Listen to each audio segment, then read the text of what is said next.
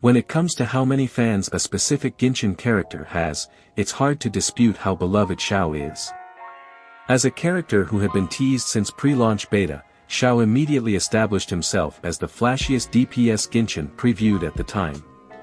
As a result, he generated massive hype, which stayed the same until his release, approximately 6 months after the game's launch. At that time, Xiao was one of the best damage dealers in the game, boasting impressive AoE damage and sustained DPS in general, while his clamored flaws, such as fragile playstyle and high energy requirements, had proven to be quite exaggerated by the time players adjusted to a hypercarry that was different than anyone who had released before him. However, over time, he started falling behind numerous more recent damage dealers, and even compared to those who released around the same as him or before, he fell short, because of the limit of his own element.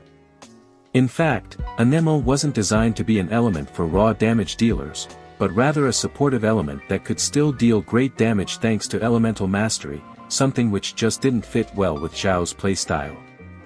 For that reason, all the Xiao fans began to long for a buff for their favorite character, either shaped as a new artifact set, which he got a few months ago, but which didn't make the situation much better, or shaped as a strong support that could provide him of the help he truly needed.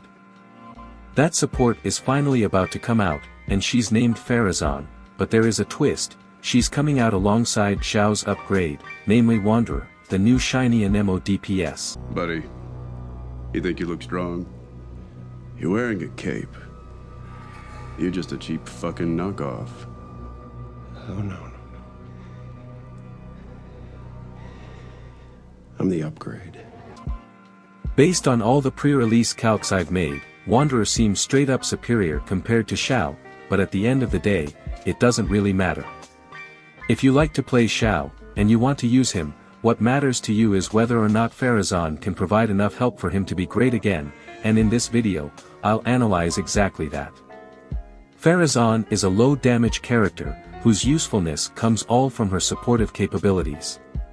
In fact, she provides a wide array of buffs even at Constellation 0, ranging from flat damage effects to Anemo resistance shred effects.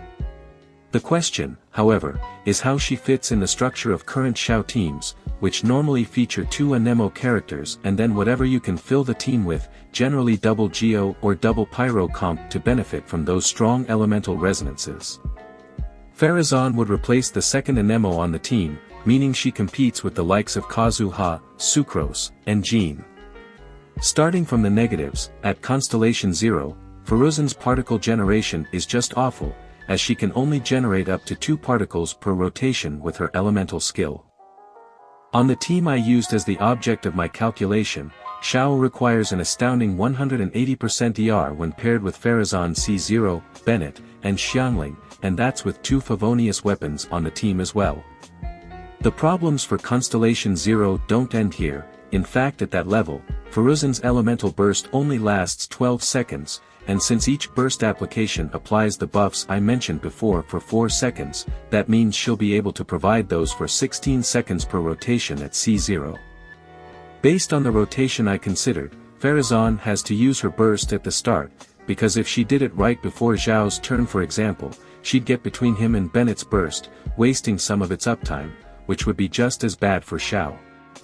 On average, Xiao will probably get 10 seconds of buffs uptime from Faruzan during his burst rotation, and while that's not terrible, if combined with the ER issues Faruzan brings to the team compared to a Nemo option, it definitely puts a dent in her overall usefulness. In fact, based on my calcs, Faruzan C0 is not really a buff at all for Xiao, as team damage-wise she doesn't provide a meaningful increase compared to his other compositions. For my calculations, I've decided to consider 2 scenarios, a scenario where Xiao hits all the plunge collisions, which is technically doable against bosses, and a scenario where he gets only about half of them compared to the plunges he uses. C2 is where things start trending in the right direction for Faruzan, as she gets a 6 seconds elemental burst extension there, which allows her buffs to last for the entirety of Xiao's damage window this time. The energy issues are still there, but at this constellation level, she becomes a decisive buff for Xiao. The real prize, however, is C6. With the addition of 40% crit damage and a massive increase in particle generation, Faruzan is a great option for Xiao at this constellation level.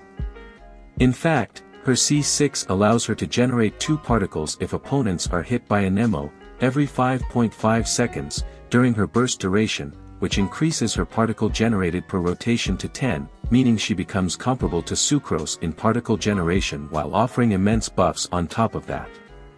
This is the real buff for Xiao, as he reaches 50k DPS in both scenarios, even if he's just equipping a 4 stars weapon. To quantify that, it puts him in range with Ito's peak teams. That said, requiring a C6 to provide truly meaningful buffs is a high price, especially if you consider that pursuing her C6 on Wanderer's banner will likely guarantee you get the latter at around C1 or C2, and at that point, it would become really hard for anybody to prefer Xiao over him. If you want to pull Faruzan for Xiao, but you don't want to spend too many primo gems on her right now, C2 would be a good stopping point, considering that's when the effects of her buffs become noticeable, even though that assumes you have the right artifacts on Xiao to accommodate for the impressively high ER requirements. I'm done for today. As always, let me know what you thought about the video in the comments, and if you liked it, consider subscribing. See you next time.